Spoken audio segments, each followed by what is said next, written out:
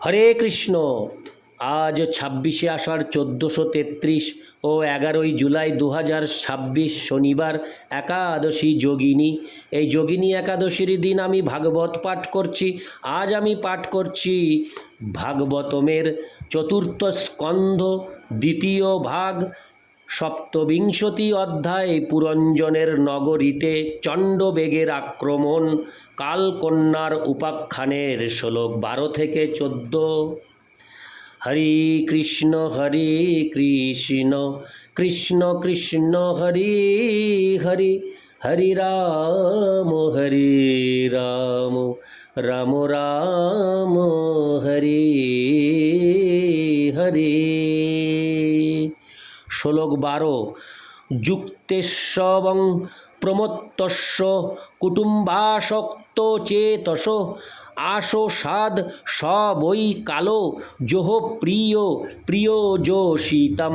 অনুবাদ: এইভাবে রাজা পুরঞ্জন সকাম কর্মের প্রতি ও তার আত্মীয় স্বজনদের প্রতি অত্যন্ত আসক্ত হয়ে এবং কলুষিত চেতনার দ্বারা প্রভাবিত হয়ে জীবনের সেই অবস্থায় এসে উপনীত হলেন যা কামিনী প্রিয় ব্যক্তিদের কাছে অত্যন্ত অপ্রিয়।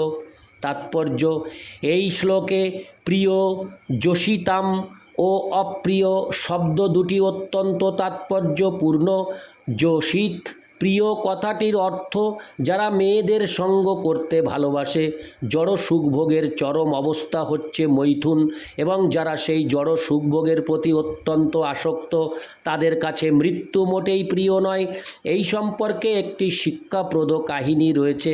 এক সাধু যখন ভ্রমণ করছিলেন তখন তার সঙ্গে এক রাজকুমারের সাক্ষাৎ হয় এবং সাধু তাকে আশীর্বাদ করে বলেন, রাজকুমার, তুমি চিরজীবী হও। তারপর সেই সাধুর সঙ্গে এক ভক্তের সাক্ষাৎ হয় এবং তিনি তাকে বলেন, তুমি জীবিত থাকতে পারো অথবা মরে যেতে পারো। তারপর সাধুর সঙ্গে এক ব্রহ্মচারীর সাক্ষাৎ হয়, তিনি তাকে আশীর্বাদ করে বলেন, তোমার এখনই মৃত্যু হোক। অবশেষে সাধুর সঙ্গে এক ব্যাধের সাক্ষাৎ হয় এবং তিনি তাকে আশীর্বাদ করে বলেন, তুমি জীবিত থেকো না এবং মরেও যেও না। এই কাহিনীর সারমর্ম হচ্ছে যে যারা অত্যন্ত কামুক এবং ইন্দ্রিয় সুখ ভোগে লিপ্ত তারা মরতে চায় না। রাজপুত্রের ইন্দ্রিয় সুখ ভোগের জন্য যথেষ্ট ধন সম্পদ ছিল, তাই সেই মহান ঋষিটি তাকে বলেছিলেন যে তিনি যেন চিরজীবী হন, কারণ যতক্ষণ তিনি বেঁচে থাকবেন ততক্ষণ তিনি জীবনকে উপভোগ করতে পারবেন, কিন্তু মৃত্যুর পর তাকে নরকে যেতে হবে। যেহেতু ব্রহ্মচারী ভগবদ্ধামে উন্নীত হওয়ার জন্য কঠোর তপস্যা করছিলেন, তাই সেই ঋষি তাকে বলেছিলেন তার যেন তৎক্ষণাৎ মৃত্যু হয়, কারণ তার কঠোর কৃচ্ছ সাধনের জীবন সমাপ্তি হয়ে তিনি যেন ভগবদ্ধামে ফিরে যেতে পারেন। মহাত্মা ভগবত ভক্তের পক্ষে বেঁচে থাকা এবং মরে যাওয়া দুই সমান, কারণ জীবিত অবস্থায় তিনি ভগবানের সেবা করেন এবং মৃত্যুর পরেও তিনি ভগবানের সেবা করতে থাকেন। এইভাবে ভগবত ভক্তের কাছে ইহকাল ও পরকাল দুই সমান, কারণ উভয় অবস্থাতেই তিনি ভগবানের সেবা করেন। ব্যাদ যেহেতু পশু হত্যা করে হরে কৃষ্ণ ব্যাদ যেহেতু পশু হত্যা করে অত্যন্ত জঘন্য জীবন যাপন করে, তাই তাকে মৃত্যুর পর নরকে যেতে হবে। তাই তাকে উপদেশ দেওয়া হয়েছিল সে যেন জীবিত না থাকে এবং তার মৃত্যু যেন না হয়। রাজা পুরঞ্জন অবশেষে বার্ধক্যে পদার্পণ করেছিলেন। বার্ধক্যে ইন্দ্রিয়গুলি দুর্বল হয়ে যায় এবং যদিও বৃদ্ধরাও ইন্দ্রিয় সুখ উপভোগ করতে চায়, বিশেষ করে মৈথুন সুখ, কিন্তু যেহেতু ইন্দ্রিয় সুখের যন্ত্রটি আর কাজ করে না, তাই তারা অত্যন্ত দুঃখ অনুভব করে। এই প্রকার কামুক ব্যক্তিরা মৃত্যুর জন্য কখনোই প্রস্তুত হয় না। তারা কেবল তথাকথিত বৈজ্ঞানিক প্রগতির মাধ্যমে তাদের আয়ু বৃদ্ধি করার চেষ্টা করে। কিছু মূর্খ রুশ দেশীয় বৈজ্ঞানিক সম্প্রতি দাবি করেছে যে তারা বৈজ্ঞানিক প্রগতির মাধ্যমে মানুষকে অমরত্ব দান করতে চলেছে। এই প্রকার উন্মাদ ব্যক্তিদের নেতৃত্বে আজকের সভ্যতা পরিচালিত হচ্ছে, কিন্তু চিরকাল বেঁচে থাকার বাসনা সত্ত্বেও নিষ্ঠুর মৃত্যু এসে তাদের অন্য লোকে নিয়ে চলে যায়। এই প্রকার মনোভাব হিরণ্যকশিপু প্রদর্শন করেছিল, কিন্তু যথাসময়ে ভগবান স্বয়ং এসে নিমেষের মধ্যে তাকে সংহার করেছিলেন। ইতি শ্লোক 12। শ্লোক 13। চণ্ডবেগ ইতি খ্যাত গন্ধর্বাধিপতির্নৃপ গন্ধর্বাস্তস্য বলীন ষষ্ঠোত্তর শতত্রয়ম।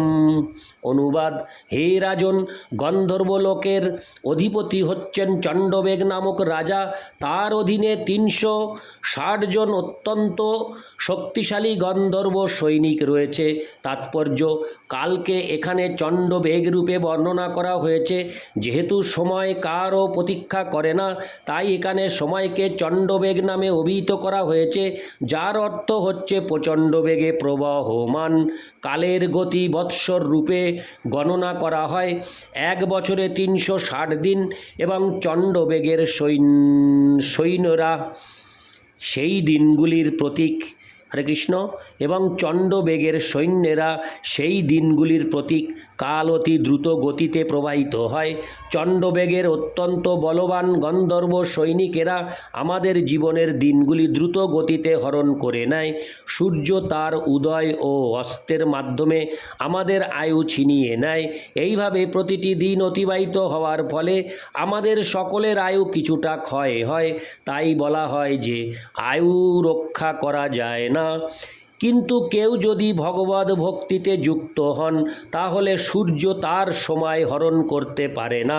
সেই সম্বন্ধে শ্রীমদ্ ভাগবতে 2:3-17 বলা হয়েছে, আয়ুর হরতি বই পুংসামুদ্দন্নস্তঞ্চ জন্মসৌ। মূল কথা হচ্ছে যে কেউ যদি অমর হতে চায়, তাহলে তাকে ইন্দ্রিয় সুখের বাসনা পরিত্যাগ করে ভগবানের প্রেমময়ী সেবায় যুক্ত হতে হবে। তাহলে সে কালক্রমে ভগবানের নিত্যধামে প্রবেশ করতে পারবে। মরীচিকা ও অন্যান্য মায়িক বস্তুকে কখনো কখনো গন্ধর্ব বলা হয়, আয়ু ক্ষয়কে বার্ধক্য বলা হয়। কালের এই অদৃশ্য গতি যা আয়ু হরণ করে, তাকে এই শ্লোকে আলংকারিক ভাষায় গন্ধর্ব বলে বর্ণনা করা হয়েছে। পরবর্তী শ্লোকগুলিতে বিশ্লেষণ করা হয়েছে যে এই সমস্ত গন্ধর্বেরা স্ত্রী ও পুরুষ উভয়ই।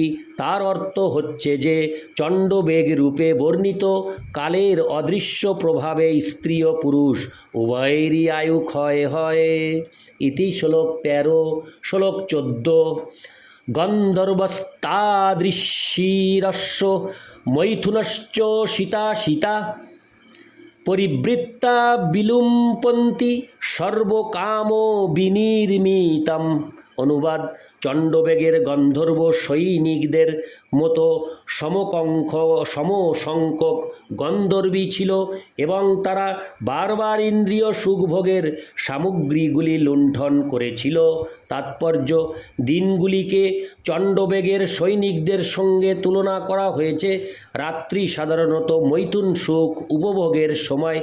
দিনকে শ্বেতবর্ণ বলে মনে করা হয় এবং রাত্রিকে কৃষ্ণবর্ণ বলে মনে করা হয়। আর এক দিক দিয়ে বিচার করলে রাত্রি 2 প্রকার: কৃষ্ণপক্ষের রাত্রি ও শুক্লপক্ষের রাত্রি। এই সমস্ত দিন ও রাত্রি একত্রে মিলিত হয়ে আমাদের আয়ু হরণ করে, এবং ইন্দ্রিয় তৃপ্তির জন্য আমরা যা কিছু সংগ্রহ করি তা লুণ্ঠন করে। জড়জাগতিক কার্যকলাপ মানে হচ্ছে ইন্দ্রিয় তৃপ্তি সাধনের জন্য সমস্ত বস্তু নির্মাণ করা। বৈজ্ঞানিকেরা গবেষণা করছে কিভাবে আরও বেশি করে ইন্দ্রিয় সুখ ভোগ করা যায়। এই কলিযুগে মানুষের আসুরিক মনোভাব ইন্দ্রিয় সুখ ভোগের উদ্দেশ্যে নানা প্রকার যন্ত্র উদ্ভাবনের কাজে নিয়োজিত হচ্ছে। সাধারণ গৃহস্থালির কার্যকলাপের জন্য কত প্রকার যন্ত্র তৈরি করা হয়েছে। বাসন ধোয়ার জন্য মেশিন, মেঝে পরিষ্কার করার মেশিন, দাড়ি কামাবার মেশিন, চুল কাটার মেশিন। আজকাল সব কিছুই মেশিন মেশিনের দ্বারা হচ্ছে। ইন্দ্রিয় সুখ ভোগের এই সমস্ত সুযোগ সুবিধাগুলিকে এই শ্লোকে সর্বকাম ও বিনির্মিতাম বলে বর্ণনা করা হয়েছে।